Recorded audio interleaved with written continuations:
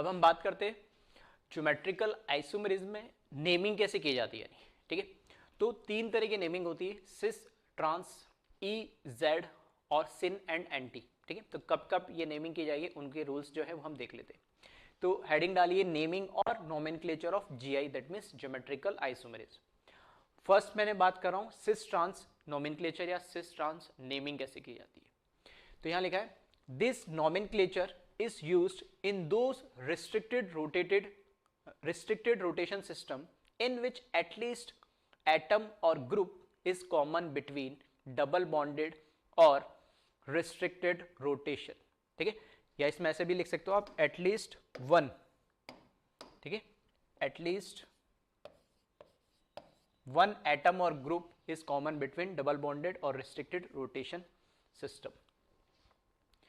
इसका मतलब क्या है कि जो हमने बोला डबल बॉन्डेड है ना, जो हमारे पास डबल बॉन्डेड ग्रुप था, उस डबल बॉन्डेड ग्रुप में दो हमारे पास क्या लगे हुए थे, यहाँ पे जैसे ही हमने बात करी थी कि ये क्या है, हमारे पास कार्बन है ये बीच वाले, और ये sp2 हाइब्रिडाइज है, और ये जो स्टिक्स है ये इसके लिए क्या है, पाई बॉन्ड है, तो ये रिस्ट्रिक्टेड रोटेशन आ गया। अब इस कार्बन पे हमने बोला एक कार्बन पे दोनों ग्रुप सेम नहीं होने चाहिए, तो ये सेम नहीं है। इस कार्बन पे दोनों ग्रुप सेम नहीं होने चाहिए, तो दोनों अलग अलग कलर के। बट सिस ट्रांस नेमिंग कब की जाती है, सिस ट्रांस नेमिंग तब की जाती है जब इस रिस्ट्रिक्टेड रोटेशन सिस्टम जो हमारे पास है, दोनों जो कार्बन डबल बॉन्डेड है, उन दोनों कार्बन में कोई ना कोई एक एटम या ग्रुप कॉमन हो। जैसे अभी मैं बात करूं तो इस वाले से ग्रीन और येलो है, और इससे ब्लू और रेड है, तो इस वाले कार्बन में ग्रीन और येलो है, तो यहां पर भी कोई एटलीस्ट कोई ग्रीन या येलो होता, या यहां पर ब्लू और रेड है तो यहां पे भी कोई ब्लू या रेड होता। तो इस सिस्टम में हम सिस ट्रांस नहीं डिफाइन कर सकते। सिस ट्रांस के लिए कम से कम दोनों कार्बन एटम पे, जो डबल बॉन्डेड कार्बन एटम, उसमें एक हमारे पास क्या होना चाहिए, एटम कॉमन होना चाहिए, ग्रुप कॉमन होना चाहिए। तो अब मैंने यहां पर क्या करा, एक ब्लू और लगा दिया, ये ब्लू लगा दिया। अब ब्लू लगाने पे क्या हो गया, इस वाले कार्बन पे आप देखोगे तो ब्लू, और इस वाले कार्बन पे देखोगे तो ब्लू, तो एक रेड है एक ग्रीन है। तो हो सकता है इसको भी मैं रेड कर देता, या हो सकता है इसको भी मैं क्या कर देता, ग्रीन कर देता। तो हो सकता है दोनों एटम जो इन पे लगे हुए वो इधर वालों के दोनों सेम हो सकता है। एक एटम पे दोनों एटम या ग्रुप सेम नहीं होने चाहिए, अलग अलग एटम पे तो हो सकते हैं। एटलीस्ट एक एटम या ग्रुप दोनों अलग अलग कार्बन डबल बॉन्डेड कार्बन पे अगर सेम है, तब मैं सिस या ट्रांस को क्या करूंगा, डिफाइन। अब कैसे करूंगा मैं, जब दोनों जो मिनिमम डिस्टेंस होता है, या दोनों मैं ऐसे बोल सकता हूं सेम साइड आ जाएंगे, जब मिनिमम डिस्टेंस होगा या सेम साइड आ जाएंगे, सेम ग्रुप तब, या सेम ग्रुप सेम एटम, तो हम उसको क्या बोलेंगे, सिस फॉर्म। सिस का मतलब होता है सेम। तो मैंने बोला यहां पर ये मिनिमम डिस्टेंस हो गया, और यहां से ये देखेंगे तो ये L1 है जो मिनिमम डिस्टेंस है, और L2 क्या मैक्सिमम डिस्टेंस है। या ऐसे बोल सकता हूं इस केस में ये भी ऊपर है और ये भी ऊपर है, तो दोनों सेम साइड है, तो मैं बोलूंगा सिस। अगर ये नीचे अपोजिट आया तो अपोजिट साइड होता, तो मैं इसको क्या बोलता, ट्रांस। तो इसको मैं बोलूंगा क्या, सिस फॉर्म। ठीक है, अगर ट्रांसफॉर्म मुझे दिखाना है तो ट्रांसफॉर्म दिखाने के लिए इसको नीचे लगा दिया मैंने, अब ये ट्रांसफॉर्म बन गया नहीं। ठीक है, तो यहां अब इस ब्लू के रेस्पेक्ट में बोलूंगा ये वाला ब्लू क्या है, ट्रांस है। सेम साइड होगा तो मैं क्या बोलूंगा, सिस, और अपोजिट साइड है तो मैं क्या बोलूंगा उसको, ट्रांस। ठीक है, प्लेनर है ये, ठीक है, सारे मॉलिक्यूल प्लेनर है। तो इसमें एरियल डिस्टेंस अलग अलग हो गया, इसका एरियल डिस्टेंस ये है ब्लू से ब्लू तक। ठीक है, और जब ये सेम साइड होता, सिस फॉर्म होता, तब ये एरियल डिस्टेंस अलग अलग हो जाता।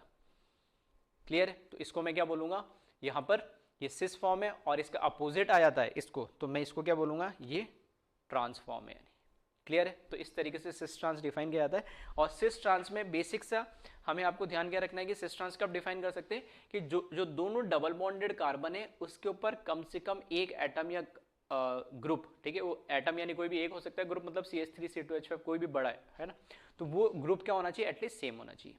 तो वही लिखा है this nomenclature is used in those restricted rotation system in which at least one atom और group is common between double bonded और रिस्ट्रिक्टेड रोटेशन सिस्टम। ठीक है, तो इसको एक बार वीडियो पॉज करके कॉपी कर ले इतना। फिर हम आगे बढ़े तो यहां पे वही लिखा हुआ है, सिस का मतलब क्या है, सेम साइड। तो मैंने जैसे भी बताया था वो क्या सिस था, और ट्रांस का मतलब क्या, अपोजिट साइड। तो मैक्सिमम डिस्टेंस आया था या अपोजिट आया था तो हम उसको ट्रांस बोलते हैं, और इसको बोलते हैं सेम साइड को सिस। एग्जाम्पल इसमें अगर हम देखें, ठीक है, एग्जाम्पल देखें यहाँ पे, तो एग्जाम्पल में यहाँ पे कार्बन कार्बन डबल बॉन्डेड आ गया। ठीक है, कार्बन कार्बन डबल बॉन्डेड आ गया, इस एक कार्बन पे दोनों एटम अलग है, इस डबल बॉन्डेड कार्बन पे दोनों एटम अलग है। हाँ, यहां पे मैं ये बोल सकता हूं कि इस कार्बन पे एक हाइड्रोजन है और इस कार्बन पे एक हाइड्रोजन है, तो दोनों डबल बॉन्डेड कार्बन पे एक एटम कॉमन आ गया, तो अपोजिट साइड है, तब तो मैं इसको क्या बोलूंगा, ट्रांसफॉर्म। और यहां देखेंगे तो मॉलिक्यूलर फॉर्मूला भी सेम है, रिस्ट्रिक्टेड सिस्टम भी सेम है, बस यहां पे जो हाइड्रोजन है कॉमन और यहां पे जो हाइड्रोजन है वो दोनों क्या आ गए, सेम साइड आ गया, तो इसको तो हम बोलेंगे ट्रांसफॉर्म। ठीक है, ये तो हो जाएगा ट्रांस और ये क्या हो जाएगा, सिस। क्लियर है? तो हमने बोला था कि एक एटम पे दोनों ये जो डबल बॉन्डेड कार्बन है उस पे दोनों एटम क्या होने चाहिए, अलग अलग होना चाहिए। अगर इस डबल बॉन्डेड कार्बन पे दोनों एटम सेम होते, अगर इधर भी मान लो H होता तो मैं क्या बोलता, इस H के रिस्पेक्ट में डिस्टेंस बताता या इस H के रिस्पेक्ट में, तो मैं उसको डिफाइन नहीं कर पाता ये सिस है या ट्रांस है। आ रही बात समझ में? इसलिए यहां पर एक एटम पे दोनों जो डबल बॉन्डेड कार्बन है वो उस एक डबल बॉन्डेड कार्बन पे दोनों एटम अलग अलग होने चाहिए। उनमें से कॉमन आ रहा है तब तो हम सिस ट्रांस डिफाइन करते हैं, और अगर कॉमन नहीं आता तो अलग नेमिंग आ जाती, इजेड वो अलग चीज है, वो अभी देखेंगे मैंने। ठीक है, तो इसको वीडियो पॉज कर ले, इस एग्जांपल को कॉपी करके।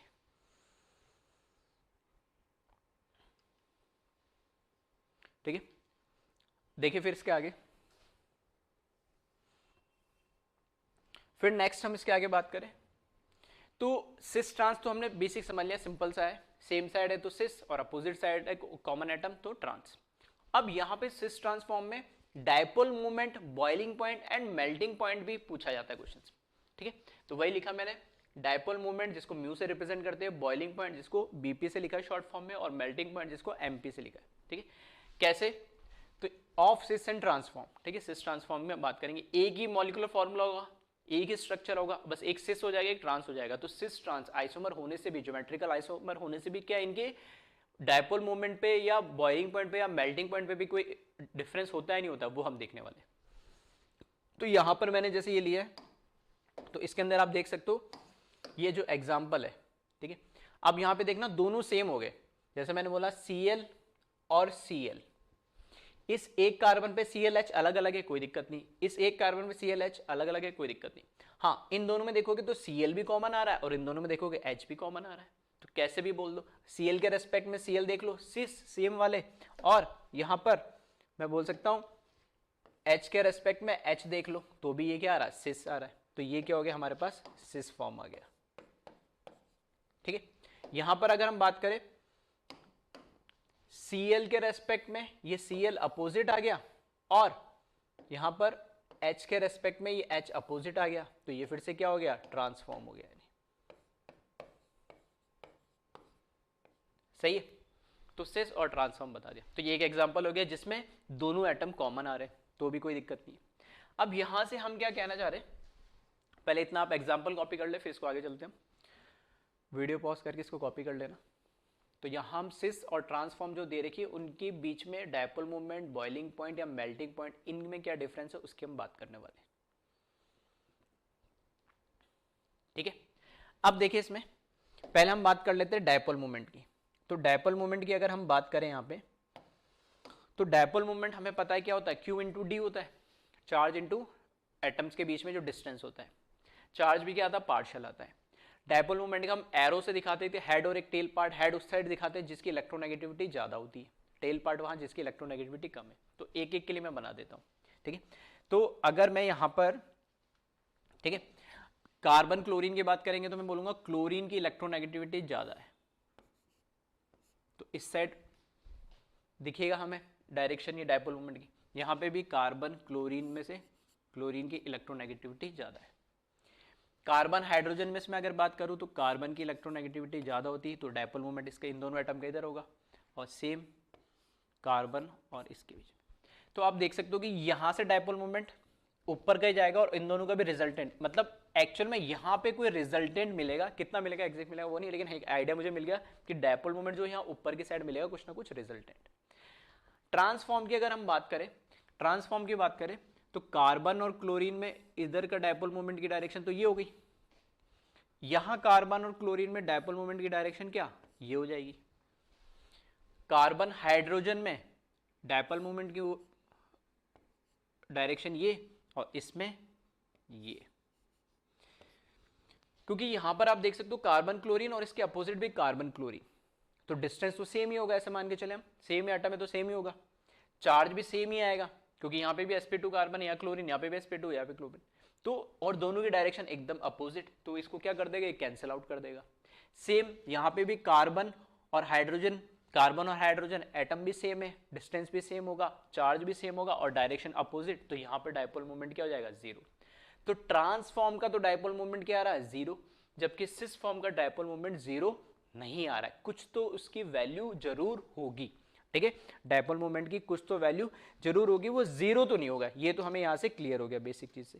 तो मैं यहाँ पे ये बोल रहा हूं, यहाँ पे मैंने लिखा कि जो डायपोल मोमेंट है, ठीक है, जो सिस फॉर्म का है डायपोल मोमेंट, वो तो नॉट इक्वल्स टू जीरो लिखा, कुछ वैल्यू आएगी इसकी, जबकि जो डायपोल मोमेंट है ट्रांसफॉर्म का, वो क्या रहेगा, जीरो रहेगा। ये तो भी पहली बात सिंपल सी क्लियर है।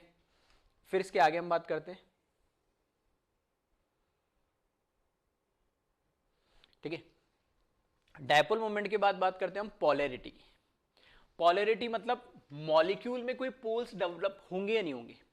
देखो, जब कोई मॉलिक्यूल कैसा होता है, नॉन पोलर होता है, नॉन पोलर होने का मतलब है उसमें कोई पॉजिटिव नेगेटिव या पार्शियली पॉजिटिव नेगेटिव डिफॉर्मेशन नहीं होता है।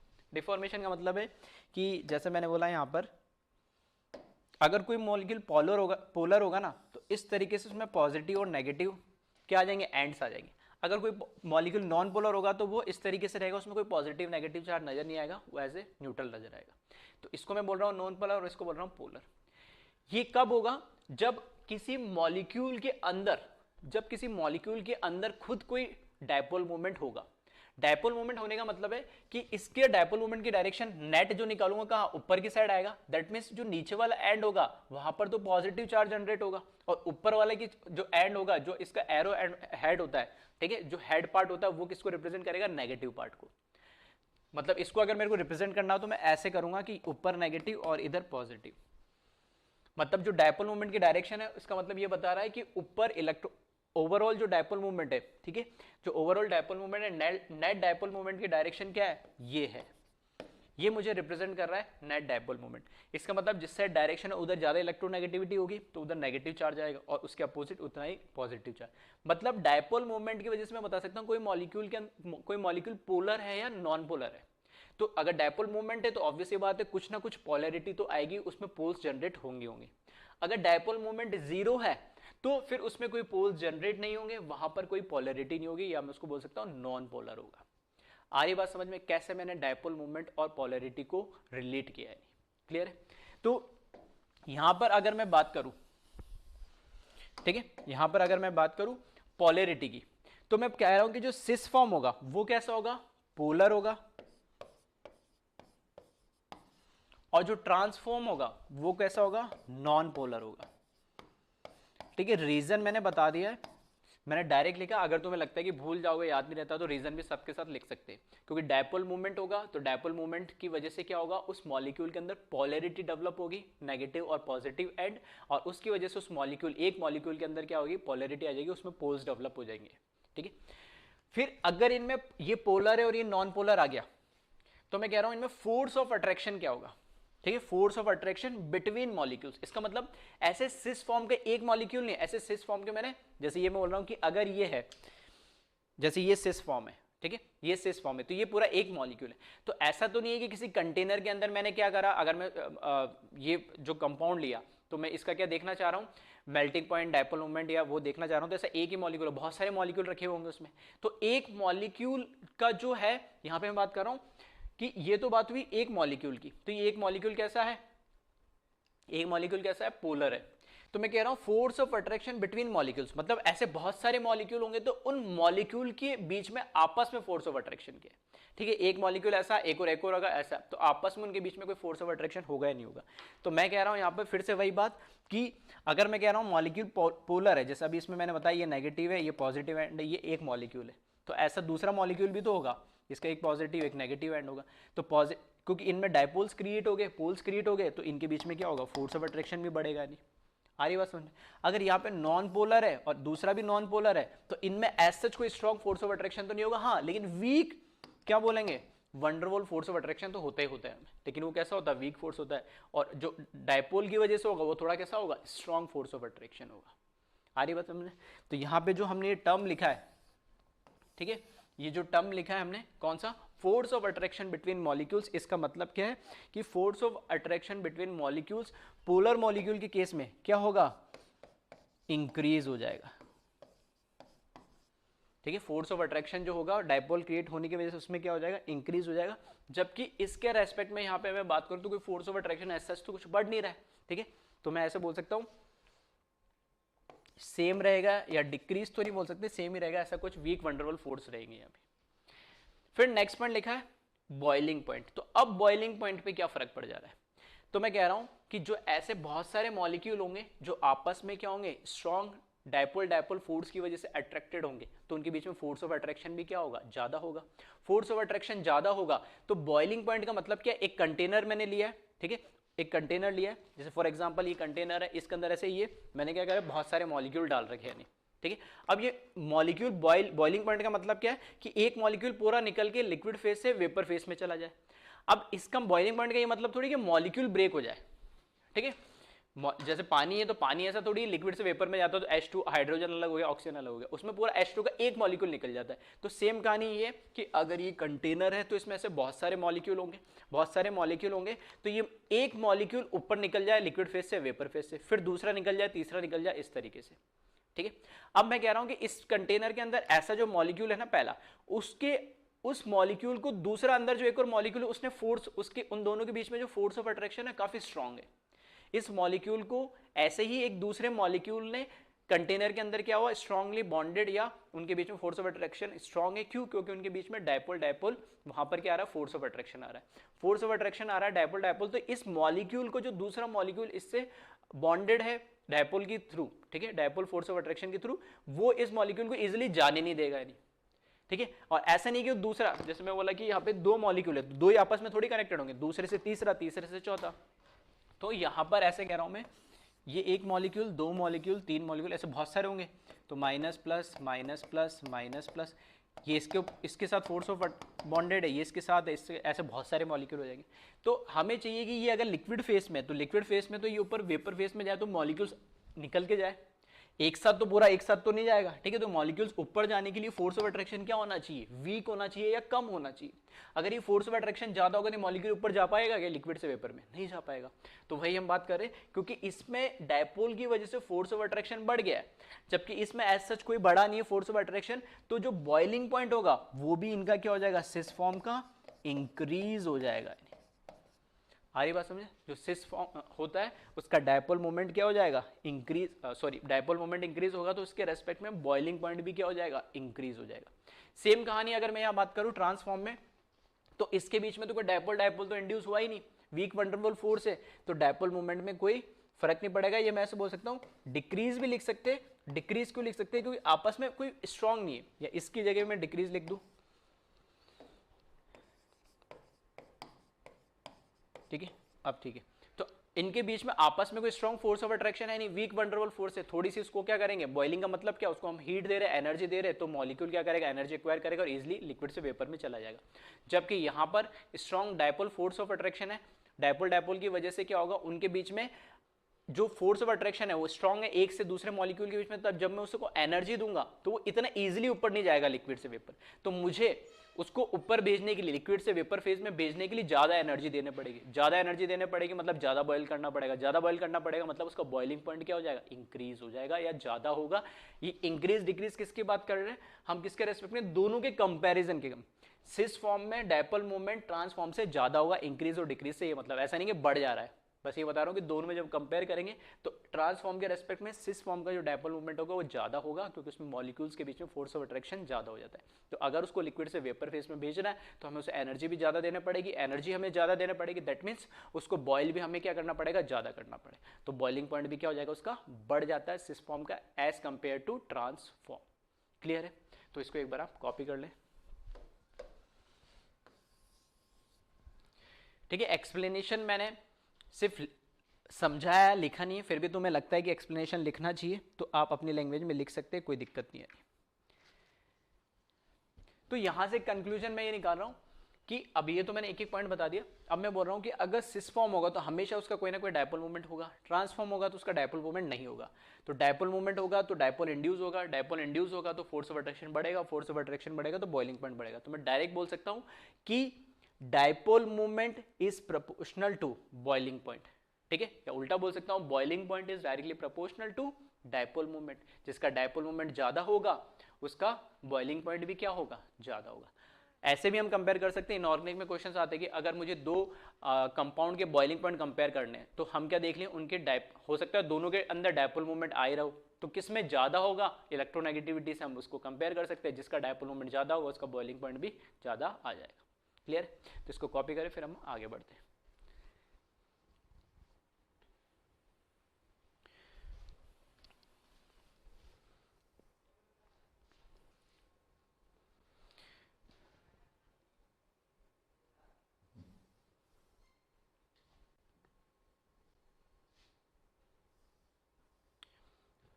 ठीक है, अब देखिए इसमें नेक्स्ट पॉइंट लिखा है यहाँ पे, packing efficiency of trans form is higher as compare to cis form. अब यहां पर बात आ रही है, ये तो हमने बात कर ली डायपोल मूवमेंट और बॉइलिंग पॉइंट की, मेल्टिंग पॉइंट पे क्या इफेक्ट हो रहा है। तो मेल्टिंग पॉइंट का डायपोल मूवमेंट से डायरेक्टली कोई लेना देना नहीं है, फिर से बोल रहा हूं मेल्टिंग पॉइंट का डायपोल मूवमेंट से कोई लेना देना नहीं है। मेल्टिंग पॉइंट को एक्सप्लेन करने के लिए हमें पैकिंग एफिशिएंसी समझनी होती है। बॉइलिंग पॉइंट और डायपोल मूवमेंट का डायरेक्ट कनेक्शन होता है, जिसका डायपोल मूवमेंट ज्यादा उसका बॉइलिंग पॉइंट भी ज्यादा। अब मेल्टिंग पॉइंट के लिए पैकिंग एफिशिएंसी का क्या मतलब है। मेल्टिंग का मतलब हमें उसे क्या करना है, मेल्ट करना है। मेल्ट करना इसका मतलब मैं मान के चल रहा हूँ किस फॉर्म में, अभी सॉलिड फॉर्म में, सॉलिड में तभी तो लिक्विड में आएगा मेल्ट होगा। तो वो जो भी मॉलिक्यूल्स कंपाउंड है वो क्या सॉलिड फॉर्म में।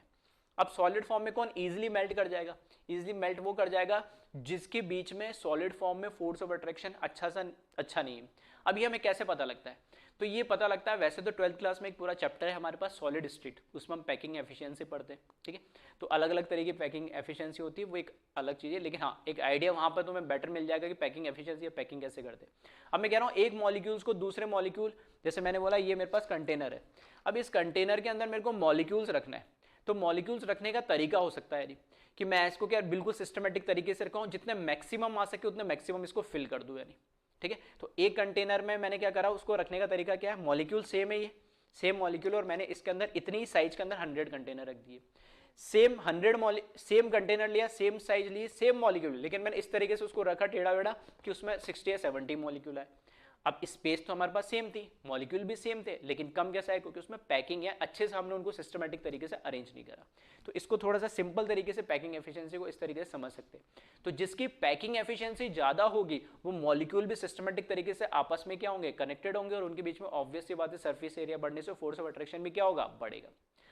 अब ये बात थोड़ा सा समझने में थोड़ी मुश्किल होती है कि सिस और ट्रांस में हम पैकिंग एफिशिएंसी को कैसे कंपेयर करें।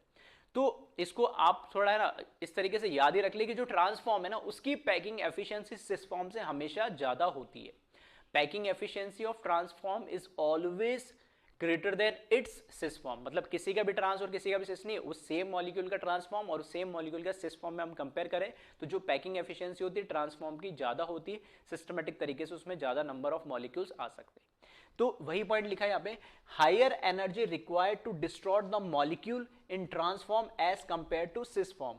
तो ट्रांसफॉर्म है high melting point than the cis form.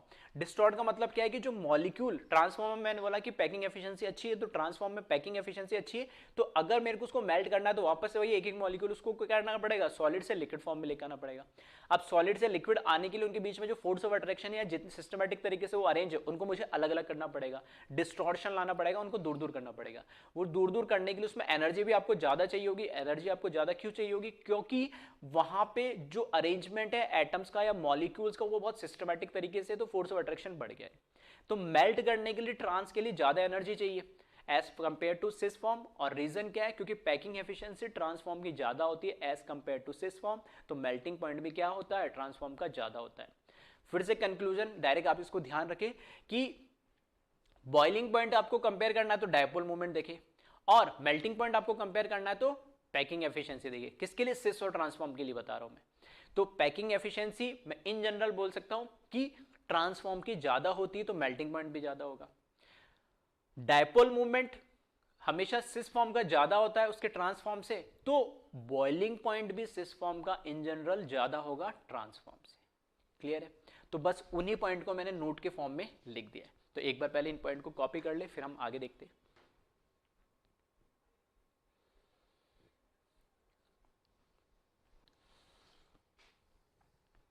ठीक है, तो नोट में फर्स्ट पॉइंट लिखा है, boiling point is directly proportional to dipole moment. ठीक है, बॉइलिंग पॉइंट को हम कंपेयर करेंगे तो डायपोल मोमेंट देख लेंगे, जिसका डायपोल मोमेंट ज्यादा उसका बॉइलिंग पॉइंट ज्यादा।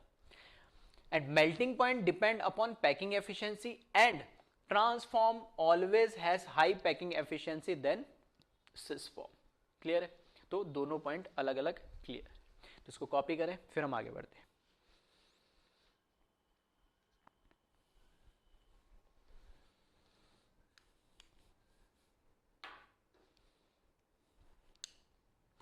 अब देखिए इसमें, तो पहला जो नोमेनक्लेचर जो नेमिंग थी वो हमने सिस और ट्रांसफॉर्म की बारे में बात करी थी। सिस और ट्रांसफॉर्म कब डिफाइन होता है? जब दो डबल बॉन्डेड कार्बन जो रिस्ट्रिक्टेड रोटेटेड सिस्टम है, वो जो कार्बन है जो एटम है उनके बीच में कम से कम एक एटम कॉमन हो। दोनों भी हो सकते हैं, एक भी हो सकता है, दोनों के एग्जाम्पल मैंने बता दिए। अगर मैं कह रहा हूं कि जो दोनों एटम, यहां पे मैं कह रहा हूं अगर यहां पे ये जो हमारे पास डबल बॉन्डेड है, इसके अंदर ये जो बीच वाले कार्बन है इसमें फिर से देख सकते हैं ग्रीन, येलो और रेड और ब्लू। तो ऐसे केस में कि इस पे लगे हुए दोनों एटम और इस पे लगे हुए दोनों एटम, ये दोनों एटम इन दोनों में से कॉमन नहीं है और ये दोनों एटम इन दोनों में से कॉमन नहीं, मतलब सारे एटम क्या हो गए? अलग अलग हो गए। जब सारे एटम या ग्रुप अलग अलग होते तब सिस और ट्रांसफॉर्म डिफाइंड नहीं होता है। सिस फॉर्म डिफाइंड होता है कि सेम साइड में। अब किसके सेम साइड में? अब इसके रेस्पेक्ट में सेम बोलूं या इसके रेस्पेक्ट में सेम बोलूं या इसके रेस्पेक्ट में अपोजिट बोलूं, कैसे? तो वो डिफाइन नहीं होता है। तो सिस और ट्रांसफॉर्म डिफाइन करने के लिए कम से कम एक एटम या ग्रुप दोनों कार्बन पे जो लगे हुए बॉन्डेड दो एटम है उनमें से कॉमन होना चाहिए। अगर चारों अलग अलग है जैसे इसमें दिख रहा है तो अब सिस एंड ट्रांसफॉर्म डिफाइन नहीं होता, तब हम ई एंड जेड फॉर्म से इसको एक्सप्लेन करते हैं जीआई को। ठीक है, कैपिटल ई और कैपिटल जेड। तो यहां पर यही लिखा है, this nomenclature is used for those restricted rotated system in which all the terminal atom attached to double bonded carbon is different। ठीक है, सारे एटम या ग्रुप क्या होने चाहिए उसमें? अलग अलग होने चाहिए, डिफरेंट होने चाहिए। अब यहां पे टर्म लिखा है एक कैपिटल ई, जो यहां पे लिखा है ई एन जेड। तो कैपिटल ई का मतलब होता है इंटेजन। ठीक है, इसका मतलब क्या होता है? ठीक है, जर्मन वर्ड है तो इसका मतलब होता है अपोजिट साइड। ई से मतलब अपोजिट। ठीक है, ई से मतलब अपोजिट नहीं, वैसे तो इंटेलिजेंस होता है इसका मतलब, लेकिन इसको अब ये टर्म तो याद रखोगे नहीं इसलिए सिर्फ कैपिटल ई रखते हैं। और इसका मतलब क्या है? Opposite side. जेड का मतलब होता है जोसेमैन, जिसका मतलब होता है सेम साइड। ठीक है, फिर से ये मैं बोल सकता हूं ग्रीक वर्ड है, ये ग्रीक वर्ड है तो उसके अकॉर्डिंग इसका नाम दिया गया। तो जैसे है भी एक तरीके से ये क्या सिस ट्रांस ही है, लेकिन हाँ अब सिस ट्रांस ना लिख के इसको इजेड लिखते। तो जैसे सिस का मतलब होता है सेम, यहां पर जेड का मतलब होता है सेम साइड, ई का मतलब होता है अपोजिट, जैसे वहां ट्रांस का मतलब होता है। अब हमने बोल दिया कि जो चारों एटम या ग्रुप लगे वो चारों अलग अलग है, तो अब किसके रेस्पेक्ट में सेम या किसके रेस्पेक्ट में मैं अपोजिट बोल रहा हूं, तो वही हमें समझना है। नहीं ठीक है, तो यहां पे जो हम बात कर रहे हैं कि सेम और अपोजिट है वो किसके रेस्पेक्ट में, वो हमें देखना है। तो पहले तो इतना आपको ध्यान रखना है कि ये इजेड सिस्टम या इजेड नोमेनक्लेचर कब यूज होता है? जब चारों एटम अलग अलग हो। अब उसमें भी ई का मतलब क्या है? ई का मतलब होता है अपोजिट साइड और जेड का मतलब होता है सेम साइड। ठीक है, ये ग्रीक वर्ड नाम याद हो या ना हो वो अलग चीज है। ठीक है, आपको ई का मतलब अपोजिट और जेड का मतलब सेम, ये आपको इतना याद रहना चाहिए। ठीक है, तो इतना कॉपी करें, फिर एग्जांपल से इसको समझते हैं।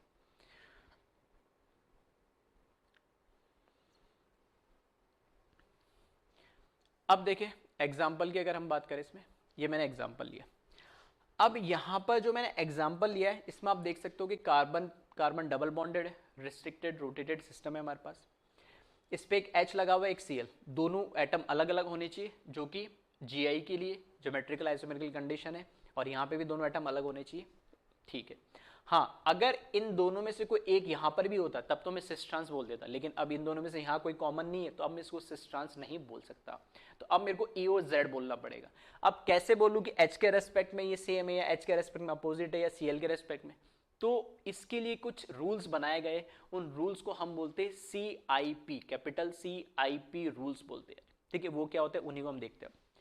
तो ऐसे केस में जब हम इसको डिफाइन नहीं कर सकते, तब इनमें क्या करेंगे, एक कार्बन एटम पे जो दोनों, एक डबल बॉन्डेड कार्बन एटम पे जो दोनों एटम या ग्रुप लगे हुए उनको हम नंबरिंग करते हैं 1 और 2। ठीक है, 1 और 2 देंगे। अब 1 किसको देंगे, 2 किसको देंगे, उसके लिए रूल्स बने, वही रूल्स को हम क्या बोलते हैं, CIP रूल्स। फॉर एग्जाम्पल यहां मैंने बोला है, अभी CIP रूल्स क्या है वो मैंने बताया नहीं, लेकिन मैं एग्जांपल दे रहा हूं कि इसको मैंने नंबर दे दिया, क्लोरीन को नंबर 1, हाइड्रोजन को दे दिया मैंने नंबर 2। ये 1 और 2 ऐसे चारों में नहीं देने, एक डबल बॉन्डेड कार्बन पे जो दोनों एटम या दोनों ग्रुप लगे हुए उन दोनों में से 1 और 2 नंबर देना है। तो जैसे इसमें मैंने 1 दिया, इसमें मैंने 2 दिया। सेम यहां पे मैंने अब की बार ब्रोमीन को 1 दे दिया और फ्लोरीन को दे दिया 2। तो दोनों में से कोई ना कोई एक 1 होगा 2 होगा, ऐसे यहां पे भी एक 1 होगा और एक 2 होगा। जब ये नंबरिंग हम कर देंगे 1 2, तब अब हमें देखना है कि 2 के रेस्पेक्ट में देख लो या 1 के रेस्पेक्ट में देख लो, कोई दिक्कत नहीं। 1 के रेस्पेक्ट में 1 अपोजिट आ रहा है, तो मैं इसको क्या बोलूंगा, अपोजिट मतलब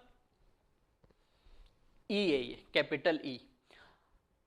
2 के रेस्पेक्ट में 2 अपोजिट आ रहा है, तो ये क्या हो जाएगा, कैपिटल E। अब सेम तो नहीं है, जैसे हम बोलते हैं कि सेम एटम, अगर यहाँ पे हाइड्रोजन और यहाँ पे भी हाइड्रोजन होता तब मैं सिस बोलता। अब यहाँ पर सेम तो है नहीं, एटम तो अलग अलग है, तो हम इनकी नंबरिंग कर देंगे, एक एटम को 1 मानेंगे, एक एटम को 2 मानेंगे, इन दोनों में से 1 2, ऐसे इन दोनों में से 1 2। तो बस ये देख लेना 1 1 कहाँ आ रहे, सेम साइड या अपोजिट साइड, या 2 2 कहाँ आ रहे, सेम या अपोजिट साइड, तो उससे मुझे पता लग जाएगा। अगर 1 1 सेम साइड आ रहे, ठीक है, तो सेम साइड आ रहे तब तो मैं बोलूंगा Z, और अपोजिट साइड आ रहे 1 1 या 2 2, तो मैं उसको बोलूंगा कैपिटल E। तो इस केस में अगर मैं बोलता हूँ इसका नेमिंग बताओ या इसका नाम बताओ, तो इसमें 1 1 अपोजिट आ रहे हैं, तो ये आएगा E। अब ये E कैसे आया, तो वो हमने कैसे इसकी नंबरिंग दी 1 2, और ये नंबरिंग 1 2 कैसे देते, वो उसके लिए पढ़ने हुए हैं CIP रूल्स, उनको हम देखते हैं डिटेल में। तो पहले एक बार आप इतने से एग्जांपल को कॉपी करें, फिर इसको समझते हैं CIP रूल्स को। ठीक है, इसको भी साथ में कर ही लेना।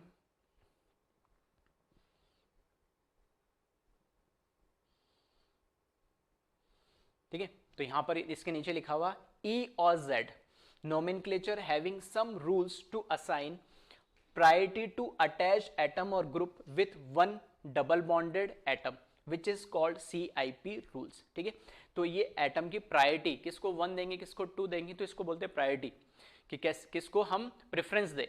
तो प्रेफरेंस के लिए कैसे क्या है, वो उन्हीं रूल्स को हम क्या बोलते हैं, CIP रूल्स बोलते हैं। उन रूल्स को हमें समझना है, तो इतना आप कॉपी कर ले पहले एक साथ।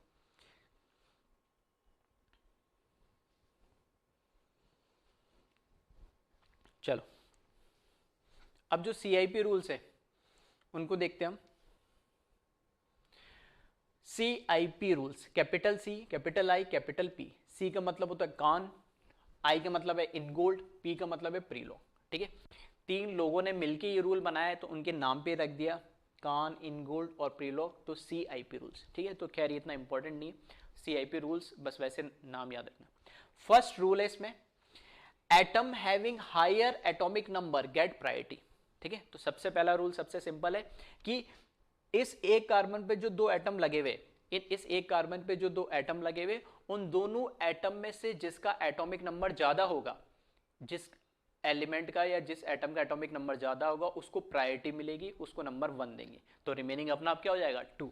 तो यहां पर अगर मैं बात करूं तो ये हो जाएगा H और Br में से मुझे पता है H का एटॉमिक नंबर तो 1 और Br का एटॉमिक नंबर क्या होता है, इससे ज्यादा।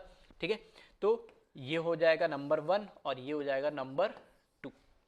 सेम यहां पर Cl और I में कंपेयर, ठीक है, चारों में कंपेयर नहीं करना, फिर से बोल रहा हूं बार बार, एक डबल बॉन्डेड कार्बन पे 2 एटम या ग्रुप है, उन दोनों को कंपेयर करना, 1 और 2 नंबर देना, ऐसे दूसरे वाले पे। अब दूसरे डबल बॉन्डेड कार्बन पे एक I है और एक Cl है, तो Cl से हम मुझे पता है एटॉमिक नंबर याद नहीं हो, लेकिन एक आइडिया तो होगा ही पीरियोडिक टेबल का, तो वहां से भी आप कम ज्यादा बता सकते हैं, क्योंकि नंबर नीचे मुझे बस प्रायोरिटी डिसाइड करनी। तो क्लोरीन और आयोडीन में से मुझे पता है आयोडीन हेलोजेंस में नीचे आता है, तो इसको नंबर 1 दिया और इसको क्लोरीन को दिया नंबर 2। सेम देखोगे तो मॉलिक्यूलर फॉर्मूला दोनों का सेम है, बस यहाँ पे एटम की पोजीशन चेंज हो गई, यहाँ Br हो गया 1 और यहाँ पे H हो गया क्या 2। इस कार्बन पे बात करें तो बस यहाँ पर क्लोरीन और आयोडीन ने अपनी पोजीशन क्या कर ली, चेंज कर ली, तो क्लोरीन को यहाँ पे नंबर 2 मिलेगा और आयोडीन को नंबर 1 मिलेगा, क्योंकि इसका एटॉमिक नंबर ज्यादा होता है। तो अगर मुझे यहाँ पे देखना है ठीक है। अगर मैं यहाँ पर देखूँ तो एटॉम इसमें 1 और 1 सेम साइड आ रहे, ठीक है, सेम साइड आ रहे, और 2 2 भी सेम साइड, तो 1 1 सेम आएंगे तो 2 2 भी अपना आप क्या आ जाएंगे, सेम साइड आ जाएंगे। और सेम साइड आ रहे तब मैं उसको क्या बोलूंगा, Z कॉन्फ़िगरेशन, ठीक है, इसको क्या बोलूंगा, Z कॉन्फ़िगरेशन। तो ये तो हो जाएगा Z, और इसकी बात करूं 1 1 अपोजिट आ रहा है तो ये क्या आ जाएगा, E, ठीक है। तो इस तरीके से E और Z हम डिफाइन करते हैं, ठीक है। फिर उसके बाद कॉपी करें इसको, है ना, एग्जाम्पल को। फर्स्ट रूल है, तो पहला रूल सबसे सिंपल है, रूल्स काफी सारे हैं लेकिन इनिशियली जो पहले दूसरे जो रूल है उन्हीं में सारे क्वेश्चन सॉल्व हो जाते हैं, फिर भी रूल में सारे बता देता हूं। तो प्रायोरिटी आपको देनी होती है एक डबल बॉन्डेड कार्बन पे 2 एटम और जो ग्रुप लगे हुए थे, और प्रायोरिटी अकॉर्डिंग टू सबसे पहले एटॉमिक नंबर दी जाती है। फिर देखें नेक्स्ट रूल, रूल 2। रूल 2 लिखा है, in case of isotopes priority given according to their higher molar mass. जब क्या आ जाते हैं हमारे पास, जब आ जाते हैं ये क्या, हमारे पास आइसोटोप्स आ जाते हैं। आइसोटोप्स का मतलब क्या है कि उनका एटॉमिक नंबर तो सेम, मास नंबर अलग। अब जब एटॉमिक नंबर सेम हो जाएगा तब हम कैसे डिफाइन करें, क्योंकि हमने बोला तो प्रायोरिटी कैसे देनी है, एटॉमिक नंबर के अकॉर्डिंग। तो जब एटॉमिक नंबर सेम हो गया तो प्रायोरिटी हम देते हैं उनके मास नंबर के अकॉर्डिंग, मोलर मास के अकॉर्डिंग, ठीक है। तो सिंपल सा रूल है।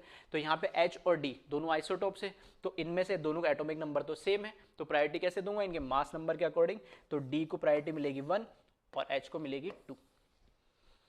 फिर यहां पर बात करूं तो यहां पे OH OH, ठीक है, एटम नहीं इस बार ग्रुप है। अब किसके अकॉर्डिंग देंगे, तो इस डबल बॉन्डेड कार्बन से डायरेक्टली जो एटम अटैच है ना उसको देखना है सबसे पहले। तो यहाँ पे ऑक्सीजन है, यहाँ पे भी ऑक्सीजन है, फिर से एटॉमिक नंबर सेम। यहाँ पर 16 लिखा है, यहाँ पे 18 लिखा है, मतलब इसका मतलब क्या है कि ऑक्सीजन के ये आइसोटोप से, यानी 16 एंड 18। तो 18 का मतलब ही क्या है, इसका मोलर मास 18 है, 16 का मतलब इसका मोलर मास 16 है। तो यहाँ पे फिर से प्रायोरिटी इसको मिलेगी 1 और यहाँ पे इसको प्रायोरिटी मिलेगी 2, ठीक है। सेम इसी तरीके से यहाँ पे दे देंगे, तो H में इसकी प्रायोरिटी 2, इसकी प्रायोरिटी 1, O16 प्रायोरिटी 2 और यहाँ पर इसकी प्रायोरिटी 1। तो यहाँ से अगर मैं बोलूँ 1 और 1 वापस से सेम आ रहे, सेम साइड आ रहे, तो मैं इसको क्या बोलूँगा, सेम का मतलब Z, और यहाँ पे देख सकते हो 1 और 1 अपोजिट या 2 2 अपोजिट, ठीक है। तो ये क्या हो जाएगा, E, ठीक है। तो सिंपल सा रूल है, कॉपी करें इसको।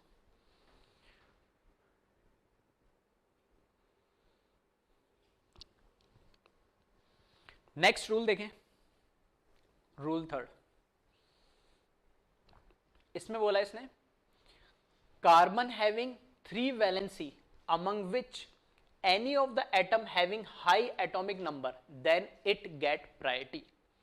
इसका मतलब क्या है, देखो यहां पर अगर लेफ्ट वाले कार्बन की अगर मैं बात करूं तो H और Cl है, तो एटॉमिक नंबर के अकॉर्डिंग Cl को मिल जाएगा 1 नंबर और H को मिल जाएगा 2 नंबर, इसमें तो कोई दिक्कत नहीं है। राइट वाले कार्बन पे बात करूं डबल बॉन्डेड पे, तो यहां पर CF3 एक ग्रुप है और यहां पे CH2Cl है।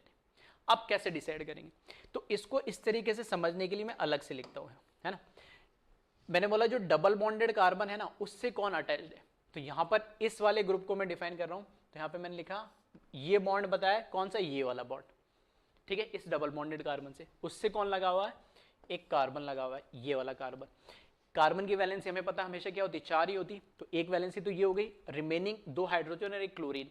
तो यहां पर मैंने क्या करा, 1 हाइड्रोजन 2 हाइड्रोजन और 1 क्लोरीन, ठीक है।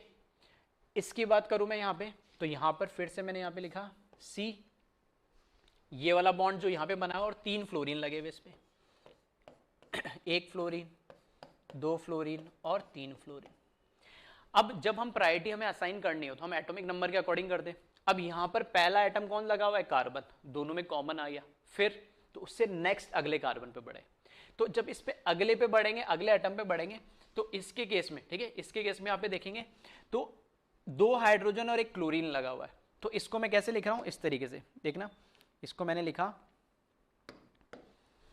इसको मैंने इस तरीके से लिखा HCl। इसका क्या मतलब है, इस कार्बन से 2 हाइड्रोजन बॉन्डेड है, 1 क्लोरीन बॉन्डेड है, इस कार्बन से 3 फ्लोरीन बॉन्डेड है, तो मैंने यहां पे लिखा F F और F। मतलब कार्बन कार्बन तो दोनों में कॉमन आ गया, तो अब मेरे को प्रायोरिटी उनके अगले एटम से डिसाइड करनी होगी। तो कैसे करेंगे, तो मैंने उसको इस तरीके से लिखा, 4 वैलेंसी होगी, तो क्योंकि दोनों कॉमन है तो एक तो पीछे वाले से बॉन्डेड होंगे तो वो तो हटा ही गया। अब जो रिमेनिंग 3 वैलेंसी है वो तीनों एटम मैंने लिख दिया। अब इन तीनों एटम में से ध्यान से सुनना क्या बोल रहा हूं, जो ये वैलेंसीज मैंने लिखी ना, इन तीनों एटम में से आपको बस ये देखना है कि कोई एक भी एटम जिसका एटॉमिक नंबर सबसे ज्यादा है, यहां से 3 में और यहां से 3 में, टोटल 6 में से कंपेयर कर लो आप तो बस। तो यहां पे मैं देख रहा हूं HHCl, तो सबसे ज्यादा एटॉमिक नंबर किसका है, क्लोरीन का, ठीक है।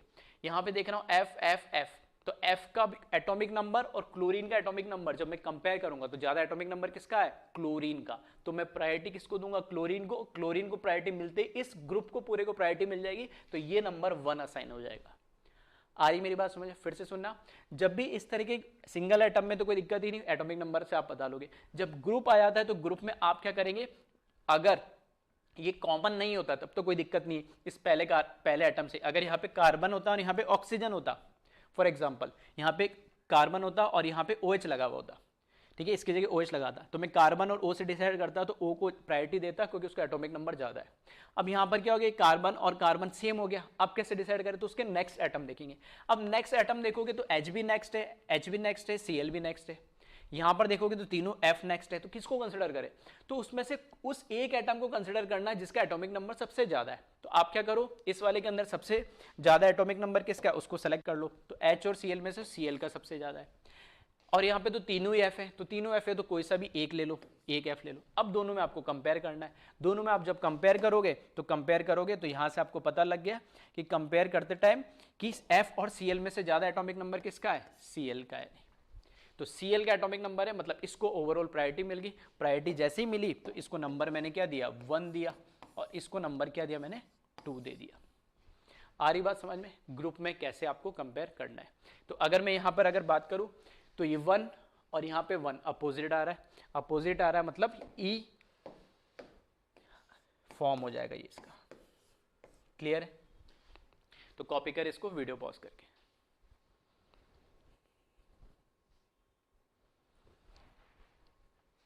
नेक्स्ट देखिए, ठीक है, ये हुए 3 रूल। फिर देखें next rule 4, for multiple bonds. अभी तो मैंने क्या बोला कि कार्बन की 4 वैलेंसी होती है तो चारों को अलग अलग लिख ली। अगर मल्टीपल बॉन्ड्स आ जाए, जैसे डबल बॉन्ड आ जाए, ट्रिपल बॉन्ड आ जाए, तब कैसे कंपेयर करें, तो देखना इसमें फिर से यहां पर अगर मैं बात करूं क्लोरीन ब्रोमीन में से इसको तो मिली प्रायोरिटी 1, इसको मिली 2 अकॉर्डिंग टू एटॉमिक नंबर।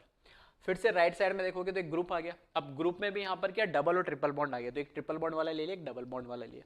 तो वापस मैं वही कर रहा हूँ, ये जो मल्टीपल बॉन्ड्स वाला आता है ना, इसमें ध्यान रखना ये हाइपोथेटिकल स्ट्रक्चर्स होते हैं। हाइपोथेटिकल का मतलब क्या है कि यहाँ पे मैं लिख रहा हूँ ये बॉन्ड तो हुआ ये कार्बन से, फिर से यहाँ पे कार्बन और कार्बन क्या आ गया, कॉमन आ गया, तो मेरे को इसलिए पीछे देखना पड़ेगा। अगर ये अलग अलग होते तो मैं उसी से डिसाइड कर लेता। अब ये तो पीछे वाला मैंने वैलेंसी लिखी। अब 3 नाइट्रोजन लगे, 3 नाइट्रोजन मतलब ट्रिपल बॉन्डेड नाइट्रोजन है, तो इसको कैसे दिखाएंगे, मैं बोल रहा हूँ हमेशा कार्बन की 4 वैलेंसी होती, तो पहला नाइट्रोजन, दूसरा नाइट्रोजन और तीसरा नाइट्रोजन। ये हाइपोथेटिकल बना है, एक्चुअल में रियल स्ट्रक्चर नहीं है, बस यहाँ पे प्रायोरिटी असाइन करने के लिए। ये कार्बन की 4 वैलेंसी होनी चाहिए, तो एक तो ये होगी और 3 ये, तो 3 का मतलब है कि 3 बार नाइट्रोजन से कनेक्टेड है, तो हाइपोथेटिकली मैंने बना दिया इमेजिनरी 1 2 3 नाइट्रोजन। अब इसका रिवर्स भी बनाना है कि ये नाइट्रोजन ट्रिपल बॉन्डेड है कार्बन से, इसका मतलब क्या है कि नाइट्रोजन ट्रिपल बॉन्डेड है कार्बन से, तो नाइट्रोजन के भी 3 बॉन्ड होंगे कार्बन से, तो नाइट्रोजन का पहला बॉन्ड तो कार्बन से ये है ही, ये दूसरा बॉन्ड कार्बन से और ये तीसरा बॉन्ड कार्बन से, ठीक है। ये हाइपोथेटिकल स्ट्रक्चर है, इस तरीके से इसको बनाया जाता है। सेम नीचे वाले में देखिए, इसमें यहां पर ये कार्बन मैंने बनाया। अब इस कार्बन की 3 वैलेंसी होनी चाहिए, तो एक हाइड्रोजन से और एक डबल बॉन्डेड ऑक्सीजन से, तो जो एक हाइड्रोजन से उसको तो मैंने ऐसे ही बनाया। अब डबल बॉन्डेड ऑक्सीजन से इसका मतलब क्या है, एक ऑक्सीजन इधर और एक ऑक्सीजन इधर, ठीक है। अब जो सिंगल बॉन्डेड हाइड्रोजन वो एक कार्बन से, वो तो कोई दिक्कत ही नहीं, लेकिन ऑक्सीजन 2 कार्बन से फिर से बॉन्डेड है, ठीक है। ऑक्सीजन फिर 2 कार्बन से फिर से बॉन्डेड है, तो यहां पे देखोगे तो ऑक्सीजन कार्बन और यहां पे ऑक्सीजन कार्बन, ठीक है। अब ठीक है, तो 2 मैंने क्या बना दी यहां पे, चलो ना, तो यहाँ पे ऑक्सीजन की बात करें तो दो कार्बन होनी चाहिए, तो एक कार्बन तो यही है और एक कार्बन मैंने और बना दिया। क्लियर है? तो किसी भी एक को पकड़ लेना, जैसे यहाँ पे 3 नाइट्रोजन, 1 2 3 नाइट्रोजन है, तो ऐसा नहीं तीनों नाइट्रोजन के लिए 3 कार्बन लगाएंगे। तो एक कार्बन से ट्रिपल बॉन्डेड नाइट्रोजन है तो 1 2 3 नाइट्रोजन लगा दिए। अब इस नाइट्रोजन की बात करें तो इससे ट्रिपल बॉन्डेड कार्बन मतलब 3 कार्बन होनी चाहिए, तो एक तो ये खुद हो गया, दूसरा और तीसरा। सेम हाइड्रोजन तो सिंगल बॉन्डेड है, उसमें तो कोई दिक्कत नहीं, जहां डबल बॉन्ड है तो एक ऑक्सीजन दूसरा ऑक्सीजन। अब ये ऑक्सीजन से 2 कार्बन होनी चाहिए, तो एक तो पहले से है, एक और कार्बन मैंने आगे लगा दिया। अब आप डिसाइड करना, अब आप डिसाइड कैसे करेंगे? स्टार्टिंग जैसा भी मैंने बताया था, आप इसको कंसिडर कर ले फर्स्ट वाले को, इस कार्बन की वैलेंसी आप लिखें। तो जब इस कार्बन की मैं वैलेंसी लिख रहा हूं ना, तो इस तरीके से लिख रहा हूं, देखना यहां पर मैंने लिखा इस कार्बन से क्या है, 1 2 और 3 नाइट्रोजन लगे हुए। सेम इस कार्बन की अगर मैं बात करूं, इस कार्बन से हम डिसाइड करें तो इसकी जो 3 वैलेंसी है, एक चौथी वैलेंसी इसलिए छोड़ दे रहा हूं, वो तो पीछे कार्बन से लगी है तो कॉमन है। तो यहां पर मैं लिख रहा हूं 1 हाइड्रोजन और 2 ऑक्सीजन, तो हाइड्रोजन ऑक्सीजन ऑक्सीजन, ये इस कार्बन की बात हुई। अब जो 3 वैलेंसी इसमें कंपेयर कर ले, इसमें जब आप कंपेयर करेंगे, ठीक है, तो इसमें आप जब कंपेयर करेंगे तो कंपेयर करते समय देखेंगे नाइट्रोजन नाइट्रोजन नाइट्रोजन तीनों सेम है, तो कोई सा भी एक नाइट्रोजन ले लो, या हाइड्रोजन ऑक्सीजन ऑक्सीजन, तो ऑक्सीजन लेंगे क्योंकि उसका एटॉमिक नंबर ज्यादा है। अब ऑक्सीजन और नाइट्रोजन में से कंपेयर करना है दोनों में से, तो ऑक्सीजन और नाइट्रोजन में आप जब कंपेयर करेंगे तो ऑक्सीजन और नाइट्रोजन में से मुझे पता है एटॉमिक नंबर किसका ज्यादा होगा, ऑक्सीजन का। तो प्रायोरिटी किसको मिलेगी, ऑक्सीजन को, तो इस पूरे ग्रुप को प्रायोरिटी मिलेगी, और इस ग्रुप को जैसे प्रायोरिटी मिलेगी सिर्फ इसको नंबर क्या दे देंगे हम, 1 दे देंगे, और ये नंबर क्या हो जाएगा, 2 हो जाएगा। आ रही बात समझे? मान लो अभी तो आ गया, डिसाइड हो गया, अगर मान लो इससे मुझे डिसाइड नहीं होता, तो फिर मैं इसके अगले नेक्स्ट एटम पे बढ़ता, इस नाइट्रोजन पे, उस नाइट्रोजन के लिए जो 1 2 3 वैलेंसी है वो लिखता, या इसके ऑक्सीजन की 2 वैलेंसी वो लिखता, उसमें से देखता एटॉमिक नंबर किसका ज्यादा है, जो भी हमारे पास 2 3 वैलेंसी आ रही, और उसमें जिसकी ज्यादा होगी उसके अकॉर्डिंग डिसाइड करें। ठीक है, तो वैसे तो इतना लंबा आता नहीं, बस समझाने के लिए मैंने आपको बता दिया। ठीक है, तो फिर से यहाँ पे बात करें तो 1 1 सेम साइड आ गया, सेम साइड का मतलब क्या हो गया, Z।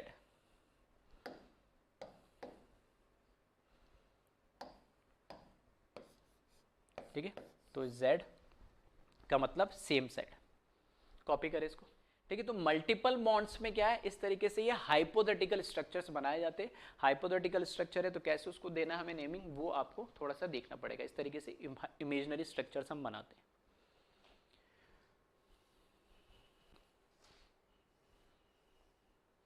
फिर देखें नेक्स्ट रूल,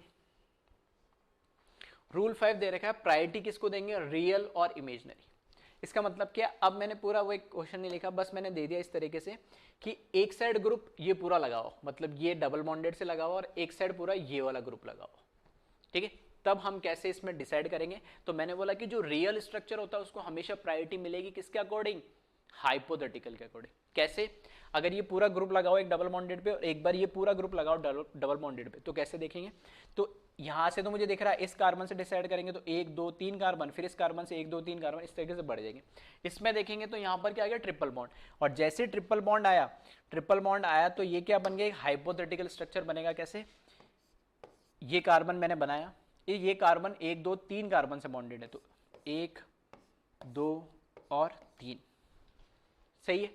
फिर ये जो कार्बन है फिर से 3 कार्बन से बॉन्डेड है, तो 1 2 ये है ही, और ये 3 हो गया, और चौथा CH3।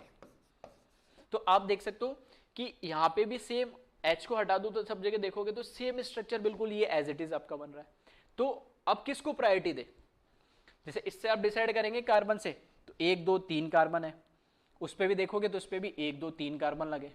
फिर इससे डिसाइड करोगे तो यहाँ पे भी पीछे वाला तो हो ही गया, 1 2 3 कार्बन, यहाँ पे भी 1 2 3 कार्बन, तो किसको प्रायोरिटी दे, तो प्रायोरिटी हमेशा रियल स्ट्रक्चर को ज्यादा मिलेगी एज कंपेयर टू इमेजिनरी या हाइपोथेटिकल को। ये एक्चुअल में पूरा ग्रुप एज इट इज दे रखा है तो ये रियल है, और ये वाला कैसा है, इमेजिनरी। तो यहां पर मैं बोल सकता हूं ये है इमेजिनरी जो हमने बनाया है, और ये वाला कैसा है, रियल है जो एक्चुअल में दे रखा था, तो जो प्रायोरिटी होगी, ठीक है, वो किसको मिलेगी, रियल वाले को मिलेगी। क्लियर है? कॉपी करें इस एग्जाम्पल को भी।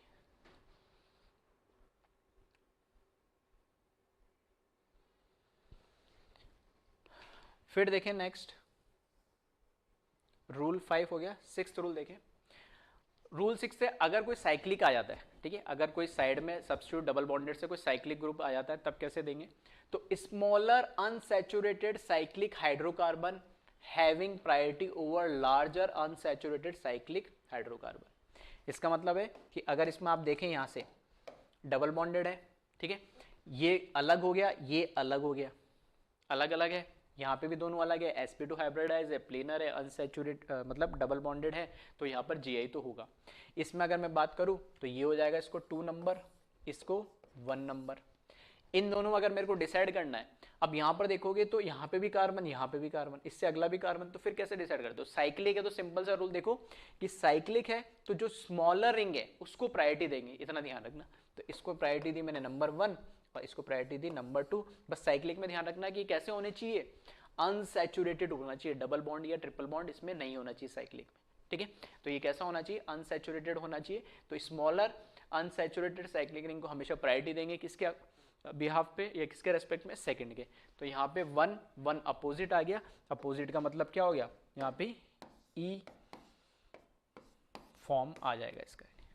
क्लियर? तो कॉपी करें इसको।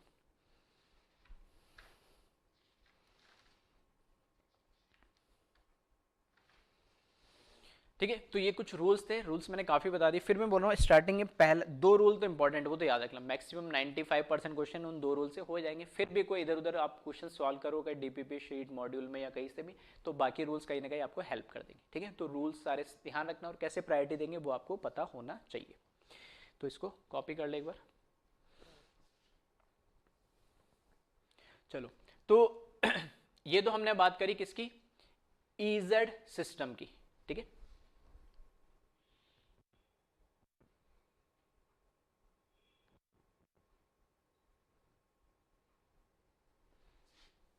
ठीक है, ये हमने बात करी किसके, ईजेड सिस्टम की हमने बात करी। ईजेड सिस्टम जो हमारे पास दे रखा है,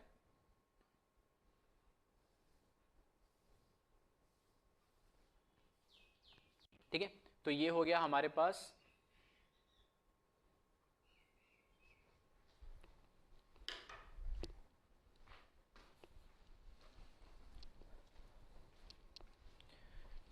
तो यहां पर हमने नेमिंग के अंदर ज्योमेट्रिकल आइसोमर में जो नेमिंग देते हैं उसमें हमने सिस्ट्रॉन्स देख लिया, ईजेड देख लिया, ठीक है। तो ईजेड के लिए हमने जो 5-6 रूल्स देखे उनको याद रखना है। तो प्रायोरिटी असाइन करनी है, 1 और 2, और 1 1 सेम है तो क्या हो जाएगा, सेम साइड के लिए हम बोलेंगे जेड, और अपोजिट है तो हम ई बोल देंगे। इसी तरीके से लास्ट होता है एक सिन और एंटी भी नेमिंग की जाती है। सिन और एंटी कब की जाती है, तो उसमें लिखा है दिस नॉमेनक्लेचर इज गिवन, ठीक है, this nomenclature is given to geometrical isomer of oximes which is formed by reaction of aldehyde or ketone with hydroxyl amine। सिन और जो एंटी है, सिन और एंटी ये ऑक्साइम्स के लिए नेमिंग के लिए यूज किया जाता है।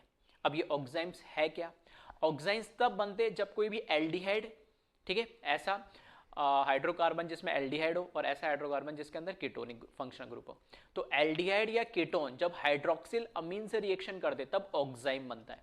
तो वैसे तो हम ये बनता कैसे केमिकल रिएक्शंस में हम आगे पढ़ेंगे चैप्टर्स के अंदर, ठीक है, लेकिन एक बेसिक आइडिया मैंने दे दिया कि जब कीटोन और एल्डिहाइड हाइड्रोक्सिल अमीन के साथ रिएक्शन करेंगे तो ऑक्साइम्स बनाते हैं, उनका कॉमन नेम ऑक्साइम है, और ऑक्साइम के लिए हम सिन और एंटी यूज करते हैं, ठीक है। तो यहां पर इसको कॉपी कर लें और कैसे बनता है वो भी मैंने थोड़ा सा एक बेसिक आइडिया दे रखा है। तो पहले इसको कॉपी करें सिन और एंटी को। अब देखिए इसमें एल्डिहाइड का जो हमने बोला एल्डिहाइड और कीटोन, ठीक है, एल्डिहाइड और कीटोन जब रिएक्शन करता है हाइड्रोक्सिल अमीन से तो क्या बनता है, ऑक्साइम। तो अगर एल्डिहाइड के रिएक्शन हाइड्रोक्सिल अमाइन से होती है तो हम उसको बोलते हैं एल्डोक्साइम। अगर कीटोन की रिएक्शन ऑक्साइम से होती है, सॉरी हाइड्रोक्सिल अमाइन से होती है और बनता है ऑक्साइम, तो हम बोलते हैं उसको कीटोक्साइम, ठीक है, बस इतना सा नाम दे रखा है इस तरीके से। तो यहाँ पर हमने लिखा है ये एल्डिहाइड, एल्डिहाइड हमें पता है क्या, सी डबल बॉन्ड H और इधर CH3 या कुछ भी एल्काइल ग्रुप हो सकता है R ग्रुप। तो यहाँ पर ये एक एल्डिहाइड ग्रुप लिया मैंने। यहाँ पर हाइड्रोक्सिल अमीन, हाइड्रोक्सिल अमीन का मतलब क्या है, अमोनिया जो होता है NH3 उसमें से एक हाइड्रोजन हटा के क्या लगा दे, OH लगा दे, तो हम इसको बोलते हैं हाइड्रोक्सिल अमीन। अमीन तो नॉर्मल होता है, हाइड्रोक्सिल क्यों, क्योंकि OH ग्रुप आ गया। तो इसके अंदर हाइड्रोक्सिल अमीन की जो रिएक्शन होती है, तो रिएक्शन के अंदर क्या होता है यहाँ पर, ठीक है, यहां से हाइड्रोक्सिल अमीन से तो हाइड्रोजन, ठीक है, हाइड्रोक्सिल अमीन से तो हाइड्रोजन और कीटोन से यहां पे ऑक्सीजन, ये क्या हो जाता है, एलिमिनेट हो जाता है। यहां से ये बॉन्ड ब्रेक करना, यहां से डबल बॉन्डेड ऑक्सीजन है वो निकल जाता है और यहां से दोनों हाइड्रोजन निकल जाता है। अब इस कार्बन की 2 वैलेंसी फ्री हो गई और यहाँ पे नाइट्रोजन की 2 वैलेंसी फ्री हो गई, तो ये दोनों आपस में कार्बन और नाइट्रोजन क्या करते हैं, बॉन्ड बना लेते हैं। ठीक है, तो ये कोई मैकेनिज्म नहीं है कैसे रिएक्शन हो रही है, बस एक शॉर्ट ट्रिक बताइए कैसे बना है। तो कीटोन का डबल बॉन्डेड ऑक्सीजन और हाइड्रोक्सिल अमीन का 2 हाइड्रोजन यहाँ पे ब्रेक होते हैं और दोनों ब्रेक होंगे तो H2 निकल जाएगा, तो यहाँ पे -H2 लिखा, इसको हीट कर दे तभी रिएक्शन होती है। तो यहाँ पर ये कार्बन जो है डायरेक्ट इस नाइट्रोजन से बॉन्ड बना लेगा क्योंकि इसकी भी 2 वैलेंसी फ्री होगी और इसकी भी 2 वैलेंसी फ्री होगी, तो C डबल बॉन्ड N आ जाएगा। C डबल बॉन्ड N, इस कार्बन पे CH3H लगा हुआ, इस N से ये क्या आ जाएगा, एक लोन पेयर आ जाएगा और ये क्या आ जाएगा, OH आ जाएगा। फिर से अब इस लोन पेयर को भी हम एक क्या मान के चलेंगे, एक एटम या ग्रुप मान के चलेंगे। ठीक है, इस लोन पेयर को भी एक एटम या हम ग्रुप मान के चलेंगे। अब यहां पर 2 पॉसिबिलिटी है, ठीक है, 2 पॉसिबिलिटी क्या है कि लोन पेयर नाइट्रोजन के ऊपर आए और OH नीचे आ जाए जब C डबल बॉन्ड CH3 इस तरीके से लिया, या दूसरी पॉसिबिलिटी क्या है कि लोन पेयर OH उधर रहे या फिर ये CH3 और H इस साइड आ जाए। मतलब ये जब ये जुड़ रहे हो, रिएक्शन हो रही हो, तब जरूरी थोड़ी CH3 ऊपर ही हो, रिएक्शन होते समय ऐसे भी हो सकता है कि CH3 नीचे हो, ऐसे भी आके रिएक्ट कर सकता है। तो दोनों पॉसिबिलिटी है, या आप उसको कैसे भी ले लेंगे, लोन पेयर ऊपर आ जाए लोन पेयर नीचे आ जाए, तो एक ही चीज मिलेगी। तो आपको देखने को मिलेगा किसी के भी रेस्पेक्ट में देख ले, लोन पेयर के रेस्पेक्ट में, OH के रेस्पेक्ट में, तो OH के रेस्पेक्ट में बोलो तो H नीचे है और यहाँ OH के रेस्पेक्ट में H ऊपर है, या लोन पेयर के रेस्पेक्ट में H नीचे है तो यहाँ लोन पेयर के रेस्पेक्ट में H ऊपर है, या लोन पेयर के रेस्पेक्ट में CH3 ऊपर है तो लोन पेयर के रेस्पेक्ट में CH3 नीचे। तो अब इसमें नेमिंग कैसे की जाती है, फिर से सिन का मतलब होता है सेम साइड और एंटी का मतलब होता है अपोजिट। ठीक है, नाम से पता लग रहा है, एंटी मतलब अपोजिट, सिन मतलब सेम। तो सिन और एंटी जो नेमिंग की जाती है वो किसके रेस्पेक्ट में की जाती है, तो यहाँ पर एल्डोक्साइम में तो ईजी है। ठीक है, यहाँ से ये जो बना है इसको हम क्या बोलते हैं, एल्डोक्साइम, ये भी एल्डोक्साइम है, ये भी एल्डोक्साइम है। अब इसमें नेमिंग की जाती है एक जगह, क्योंकि ये हमने क्या बोला, एल्डिहाइड और हाइड्रोक्सिल अमीन की रिएक्शन होती है, तो हाइड्रोक्सिल अमीन में तो OH होगा ही होगा, तो OH तो आपको मिलेगा ऑक्साइम में। एल्डिहाइड है तो यहां पर एक हाइड्रोजन तो हमेशा होगा ही होगा, क्यों, एल्डिहाइड तो एक टर्मिनल हाइड्रोजन होना चाहिए, तो ये भी होगा। तो हमेशा एल्डोक्साइम में तो फिक्स है, जो नेमिंग होती है वो यहाँ पे हाइड्रोक्सिल अमीन से जो हमें क्या OH मिल रहा है और एल्डिहाइड से जो हमें H मिल रहा है, उन दोनों की पोजीशन देखी जाती है एक दूसरे के रेस्पेक्ट में। अगर ये दोनों सेम साइड है तब मैं इसको बोलूंगा सिन एल्डोक्साइम, और अगर ये दोनों अपोजिट साइड है तब मैं इसको बोलूंगा एंटी एल्डोक्साइम। ठीक है, तो यहां पर मैं इनका नेम लिख रहा हूं, ये तो है यहां पर सिन फॉर्म, ठीक है, और यहां पर ये इसका एंटी फॉर्म। ठीक है, ये एंटी एल्डोक्साइम है और ये सिन एल्डोक्साइम है। किसके रेस्पेक्ट में बात करिए, H और OH के रेस्पेक्ट में। नाइट्रोजन पे हमेशा OH होगा और कार्बन पे हमेशा H होगा, कब, जब हमें एल्डोक्साइम मिलेगा। सेम कहानी, जब अपोजिट आ रहा है तो इसको एंटी बोल देंगे। क्लियर है, तो इसको कॉपी करें आप।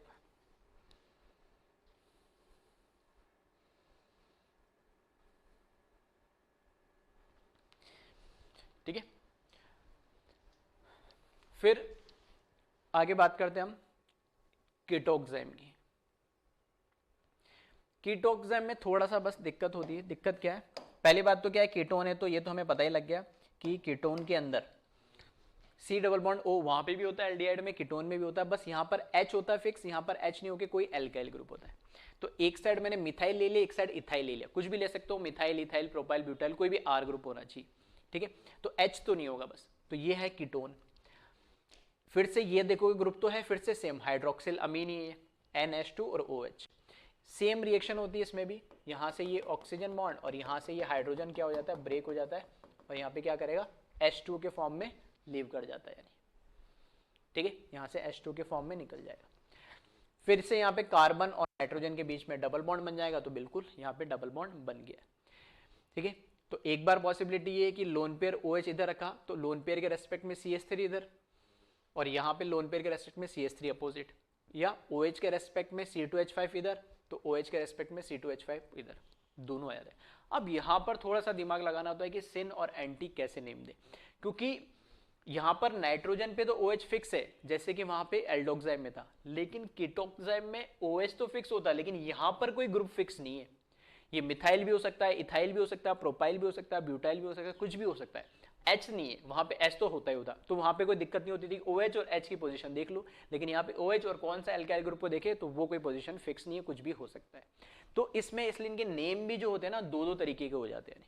ठीक है, नेम भी दो तरीके हो जाते हैं, तो किस तरीके से नेमिंग करेंगे तो वो ध्यान से देखना और सुनना। OH के रेस्पेक्ट में हमेशा हम बात करेंगे। ठीक है, OH के रेस्पेक्ट में हमेशा हम बात करेंगे, तो OH के रेस्पेक्ट में ये तो हुआ OH, इसकी कंपाउंड की मैं नेम की बात कर रहा हूं, कैसे हम इसको बोलेंगे। ठीक है, तो सिन भी हो सकता है, एंटी भी हो सकता है, दोनों पॉसिबिलिटी। अभी मैं बोल रहा हूं कि मैंने यहां पर OH और किसके OH के रेस्पेक्ट में मैं C2H5 की बात कर रहा हूं, तो OH के रेस्पेक्ट में C2H5 क्या है, सेम साइड में, तो मैं इसको क्या बोलूंगा, सिन। ठीक है, OH के रेस्पेक्ट में ये दोनों क्या है, सेम साइड है, तो मैं इसको क्या बोलूंगा, सिन। तो इसका जो नेम होगा, ठीक है, इसका नेम होगा वो लिख रहा हूं मैं, सिन। अब जो OH के रेस्पेक्ट में सिन किसके रेस्पेक्ट में, सॉरी सिन किसके रेस्पेक्ट में, C2H5 के रेस्पेक्ट में। ठीक है, OH और C2H5 एक साथ आ रहे, तो इसको जो सिन है उसका नाम पहले लिखा जाता है, तो ये क्या इथाइल ग्रुप लगा है, तो यहां पे लिखा मैंने सिन इथाइल। ठीक है, जो दूसरा एल्काइल ग्रुप बचा हुआ उसका नाम फिर लिखे मिथाइल, और ये कहलाता क्या है, कीटोक्साइम, तो यहां पर लिखा मैंने कीटोक्साइम। ठीक है, फिर से ध्यान से सुनना, OH के रेस्पेक्ट में किसको भी ले सकते हैं, C2H5 को भी ले सकते हो और CH3 को भी ले सकते हैं, तो यहां पर मैं बात कर रहा हूं किसके, C2H5 के रेस्पेक्ट में। तो C2H5 और OH सेम साइड में, तो मैंने लिखा सिन, क्योंकि C2H5 के रेस्पेक्ट में मैंने देख रहा हूं, तो पहले उसको लिखेंगे इथाइल, बचा हुआ जो एल्काइल ग्रुप होगा उसको लिखेंगे मिथाइल, और ये जैसे वो एल्डोक्साइम होता है कॉमन है, वैसे इसका नाम क्या है, कीटोक्साइम, तो ये कहलाएगा सिन इथाइल मिथाइल कीटोक्साइम। ठीक है, तो थोड़ा सा कीटोन में आपको ध्यान रखना पड़ेगा, क्योंकि एल्काइल ग्रुप इसमें फिक्स नहीं होता है। इसी तरीके से अगर मैं बात करूं यहां पे, अगर मेरे को OH और मिथाइल के रेस्पेक्ट में नाम लिखना है, ठीक है, OH और मिथाइल के रेस्पेक्ट में नाम लिखना है, तो यहां पे देखना इन दोनों के रेस्पेक्ट में अगर मैं बात करूं तो यहां पर ये दोनों एक दूसरे के कैसे एंटी, तो यहां पर मैंने लिखा एंटी। अब क्योंकि मैंने एंटी के पोजीशन की बात कर रहा हूं, तो मिथाइल है एंटी पोजीशन पे, तो मैंने लिखा मिथाइल। ठीक है, सिन लिखा मतलब सिन कौन है, इथाइल है OH के रेस्पेक्ट में, एंटी लिखा मिथाइल मतलब एंटी कौन है OH के रेस्पेक्ट में, मिथाइल है, तो इसको लिखा मैंने एंटी मिथाइल। दूसरा ग्रुप कौन सा बचा, इथाइल, तो इसको लिखा मैंने इथाइल, और ये क्या हो जाएगा, कीटोक्साइम। क्लियर है, इस तरीके से इसका नाम। तो एक ही कंपाउंड के दो नाम है, सिन के रेस्पेक्ट में दे सकते हैं, एंटी के रेस्पेक्ट में दे सकते हैं, तो थोड़ा सा ये आपको देखने और समझने में अजीब लगेगा, लेकिन हाँ इसमें इस तरीके से इसकी नेमिंग की जाती है। सेम कहानी इसके लिए, इसका नाम आप खुद से लिखना। OH के रेस्पेक्ट में पहले CH3 देख ले, तो OH के रेस्पेक्ट में CH3 क्या है, सिन, तो मैं क्या लिखूंगा नाम, सिन, और सिन कौन है, मिथाइल, तो सिन मिथाइल इथाइल कीटोक्साइम। सेम OH के रेस्पेक्ट में C2H5 क्या है, एंटी, तो अगर एंटी अगर मैं लिख रहा हूं तो OH में देख ले एंटी कौन है, इथाइल, तो एंटी इथाइल रिमेनिंग मिथाइल कीटोक्साइम। ठीक है, तो इसका नाम आप खुद से लिखना है। क्लियर है, तो इस तरीके से हम एल्डिहाइड और कीटोन, ठीक है, दोनों की नेमिंग करते हैं, और एल्डिहाइड के अंदर सिन और एंटी पहचानना मुश्किल होता नहीं है। ठीक है, कीटोक्साइम में थोड़ा सा दिमाग लगाना होता है, क्योंकि वहां पर एक OH ग्रुप तो फिक्स हो गया, लेकिन कीटोन के अंदर कोई ग्रुप फिक्स नहीं है, एल्काइल ग्रुप कोई सा भी हो सकता है, इसलिए हमें दोनों पॉइंट ऑफ व्यू को ध्यान रखते हुए सिन और एंटी दोनों तरीके से नेमिंग कर सकते हैं। तो कॉपी करें इसको वीडियो पॉज करके।